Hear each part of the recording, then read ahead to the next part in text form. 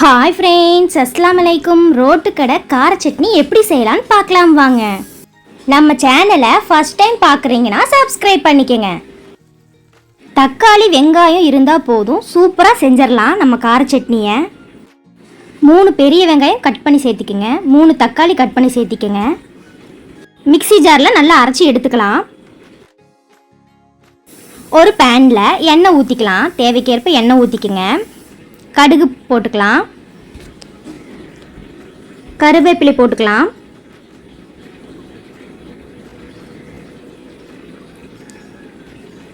எண்ணெய் காஞ்சதுக்கப்புறம் போடுங்க. கடுகு நல்லா பொரிஞ்சிருச்சு,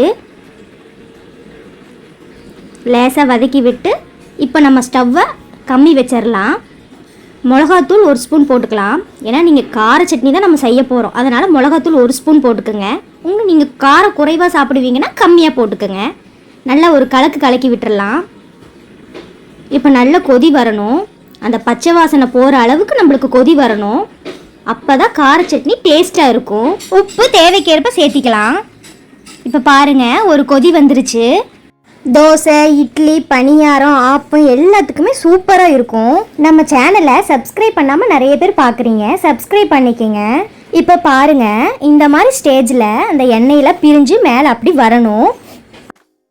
இப்போ பாருங்கள், சட்னி சூப்பராக ரெடி ஆயிடுச்சு. கொத்தமல்லி இலைகளை தூவிடலாம், அடுப்பை ஆஃப் பண்ணிடலாம்.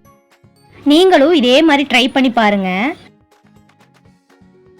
கார சட்னிக்கு நம்ம பணியாரம் தான் செய்ய போகிறோம். வாங்க எப்படி செய்யலான்னு பார்க்கலாம். எண்ணெய் ஊற்றி எண்ணெய் காஞ்சதுக்கப்புறம் கடுகு சேர்த்துக்கலாம். கருகாப்பிலை கொஞ்சம், வரமிளகாய் 2, கடலைப்பருப்பு போட்டுக்கலாம். வெங்காயம் நல்லா பொடி பொடியாக அறுத்து சேர்த்திக்கலாம். நல்லா வணக்கி விட்டுறலாம். நல்லா வணங்கணும். வெங்காயம் நல்லா வணங்கினதுக்கப்புறம் நம்ம மாவில் சேர்த்திக்கலாம்.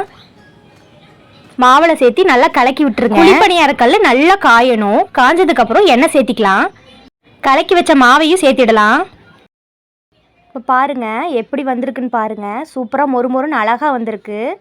குழிப்பணியாரம் கார சட்னி செம்மையாக இருக்கும். ட்ரை பண்ணி பாருங்கள். நம்ம சேனல் உங்களுக்கு பிடிச்சிருந்தா லைக் பண்ணுங்கள், ஷேர் பண்ணுங்கள், கமெண்ட் பண்ணுங்கள், சப்ஸ்கிரைப் பண்ணுங்கள். கூட அந்த பெல் ஐக்கானையும் கிளிக் பண்ணுங்கள். தேங்க்ஸ் ஃபார் வாட்சிங்.